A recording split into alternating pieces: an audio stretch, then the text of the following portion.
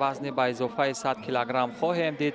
والنتین کارینکنت داور درجه المپی از فنلاندیا این رقابت رو داوری خواهد کرد. باز شاهد یک شور و شوق دیگری هواداران و تشویقگران از سوی این پهلوان صاحبخانه خواهیم شد. تیمور رحیموف ورزشگر 24 ساله تاجیک با جودوگی سفید است در برابر کامپان سرافیم ورزشگر 21 ساله از کشور اسرائیل یا صاحبخانه در گرند اسلم تل اویو در حال مبارزه کردن در دور دوم رقابت ها هستند. قبل از این مسابقات چندین رقابت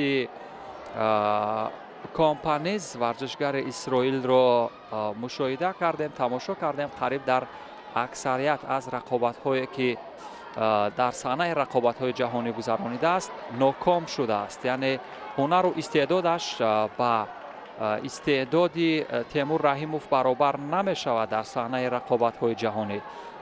تیمور رحیموف که به سمت چپ کار میکند توان اجرا کردن اصول های پرتابی سراپا را خوب دارد در برابر این حریف.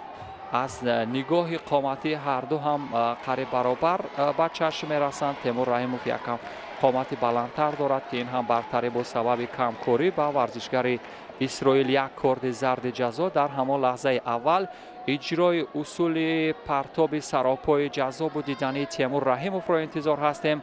و آیا همان اتفاقاتی که دیروز شادمان رضایف در برابر یک اسرائیلی داشت همان اتفاق می افتد یا خیر؟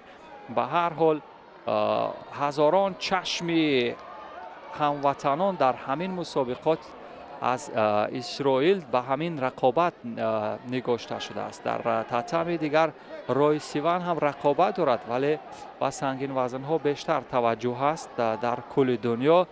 از این لحاظ گمان میکنم شور و شوق در این رقابت زیاد باشد، اما به نظر می رسد که تشویق نمی کنند اسرائیلی ها سرافیم را. تیمور رحیموف در حال اجرای هلوک معمولی داخلی ولی حریف هم چندان دفاع های به مورد ندارد. پایزنی های تیمور رحیموف هم به نظر می رسند اکنون به سمت چپ موقع قپیدن خوب دارد.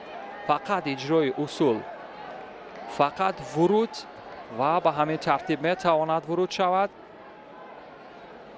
اکنون از اساتوگری موردی استفاده قرار می دهد ولی ببینید کنترل را تو جای قریب بود که از دست بدهد تیمور رحیموف، یعنی تعادل خودش را قریب از دست بدهد ولی به هر حال چیزی نیست تا اینجا.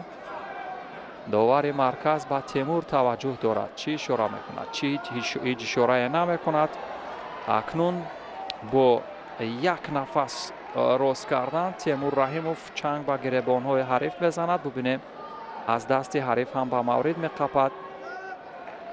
در این حالت اجرای اصول سراپا خوبتر. اوچیمات زیبا و ایپان. به همین ترتیب تیمور رحیموف قبل از انجام وقت اساسی در مدت 2 دقیقه و 29 ثانیه حریف اسرائیلی صاحبخانه را در سرزمین خودش از صدر راه میبردارد و به مرحله 4 نهایی رقابت ها می رود.